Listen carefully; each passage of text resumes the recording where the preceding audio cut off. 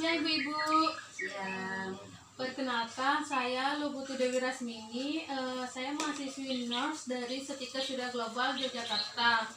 Di sini saya akan memberikan edukasi atau pendidikan kesehatan terkait dengan pentingnya imunisasi, kurang lebih 5-10 menit.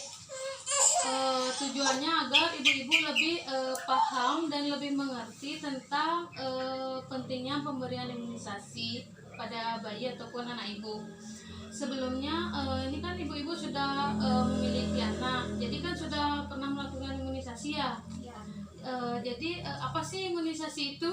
Imunisasi itu memasukkan vaksin ke dalam tubuh bayi dan agar tubuh bayi terhindar dari penyakit dan kebal. Ya, jadi imunisasi ini yaitu memberikan vaksin atau imunisasi ke dalam tubuh bayi ataupun tubuh anak ibu. Tujuannya agar terhindar dari penyakit yang menular dan meningkatkan kekebalan tubuh anak ibu ataupun janin tersebut. Nah, mengapa sih kita perlu memberikan imunisasi? Di sini kita wajib memberikan imunisasi dasar lengkap pada bayi tersebut, yaitu agar terhindar dari penyakit infeksi dan meningkatkan kekebalan tubuh. Di sini memberikan imunisasi itu ada beberapa manfaat, yaitu untuk mencegah terjadinya penyakit menular dan mencegah kecacatan, kesakitan pada bayi dan juga kematian pada bayi tersebut. Di sini ada beberapa macam penyakit yang dapat dicegah dengan imunisasi, yaitu yang pertama ada penyakit hepatitis B, penyakit TB paru, penyakit tetanus, penyakit pertusis, penyakit polio dan juga penyakit campak. Siapa aja sih yang harus mendapatkan imunisasi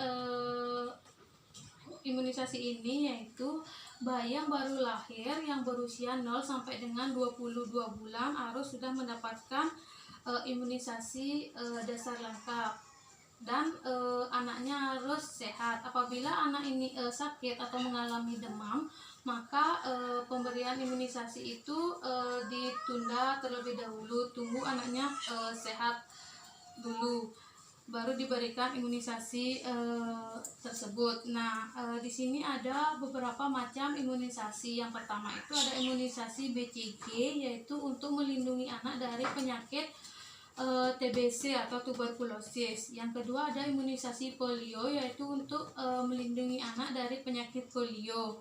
Nah, yang ketiga ini ada imunisasi hepatitis B, yaitu untuk melindungi anak atau bayi dari penyakit hepatitis. Dan yang keempat ada imunisasi DPT, yaitu untuk melindungi anak dari penyakit dipteri, pertusis dan juga penyakit tetanus.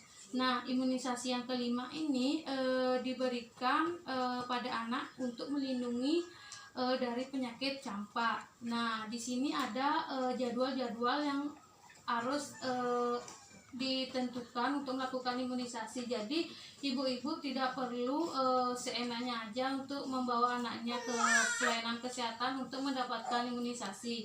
Di sini ada jadwal pemberian imunisasi yang sudah ditetapkan. Yang pertama ada imunisasi hepatitis B. Ini diberikan sebanyak 3 kali, di mana yang imunisasi yang pertama ini diberikan pada usia 1 sampai dengan 7 hari. Hepatitis B ini yang kedua diberikan pada anak usia 2 bulan, dan hepatitis B yang ketiga ini diberikan pada anak usia 3 bulan. Ini pemberiannya melalui disuntikan pada paha anak tersebut. Nah, untuk imunisasi yang kedua BCG ini diberikan pada anak usia 1 bulan, yaitu disuntikan pada lengan kanan atas. Nah, untuk imunisasi yang ketiga ini imunisasi polio diberikan sebanyak 4 kali, di mana imunisasi yang pertama ini diberikan pada anak usia 2 bulan, imunisasi yang kedua diberikan pada anak usia 3 bulan, dan imunisasi yang ketiga diberikan pada anak usia 4 bulan. Nah, untuk yang keempat diberikan pada anak usia 9 bulan. Ini diberikan melalui tetesan pada melalui mulut bayi tersebut. Nah, untuk imunisasi DPT ini diberikan sebanyak 3 kali. Yang pertama itu diberikan pada anak usia 2 bulan, yang kedua diberikan pada anak usia 3 bulan, dan yang ketiga diberikan pada anak usia 4 bulan. Ini pemberiannya melalui disuntikan pada paha bayi atau anak tersebut. Yang terakhir ada imunisasi campak. Ini diberikan pada anak usia 9 bulan. Ini diberikan di lengan kiri di bagian atas. Dan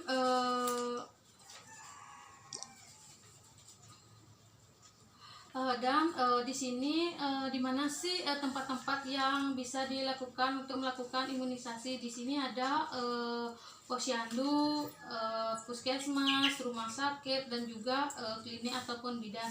Jadi pada anak ibu yang akan mendapatkan imunisasi, ibu bisa mengajak atau membawanya ke rumah sakit ataupun bidan yang terdekat ataupun posyandu. Dan ada beberapa keadaan yang tidak diperbolehkan untuk melakukan imunisasi. Nah, apabila anak ibu mengalami demam, batuk ataupun pilek, maka pemberian imunisasi bisa ditunda terlebih dahulu. Apabila anaknya sudah keadaannya sehat, sudah tidak batuk ataupun sudah tidak demam, maka ibu boleh mengantarnya atau membawa ke petugas kesehatan untuk melakukan imunisasi yang akan didapat. Itu saja materi yang saya sampaikan. Sebelumnya apakah ibu sudah paham atau ada yang ingin ditanyakan? Ada. Apa? Imunisasi yang bikin anak panas itu imunisasi apa? Itu seperti imunisasi BCG ataupun polio. Nah, ibu tenang saja apabila setelah imunisasi anak ibu mengalami demam ataupun nyeri di bagian penyuntikan, ibu tidak perlu khawatir karena itu reaksi dari imunisasi tersebut. Jadi apabila ada pembekakan ataupun nyeri di bagian penyuntikan, ibu bisa mengompresnya dengan menggunakan air hangat di rumah. Dan untuk menangani demamnya itu paling lama 1 sampai dengan 2 hari terjadi demam dan diberikan obat penurun panas seperti itu. Ada yang ditanyakan lagi? Apakah ibu sudah paham? Sudah. Kalau sudah, di sini saya akan mengakhiri kegiatan pada siang hari ini. Jika tidak ada yang ditanyakan, saya akan kembali ke ruang perawat. Selamat siang.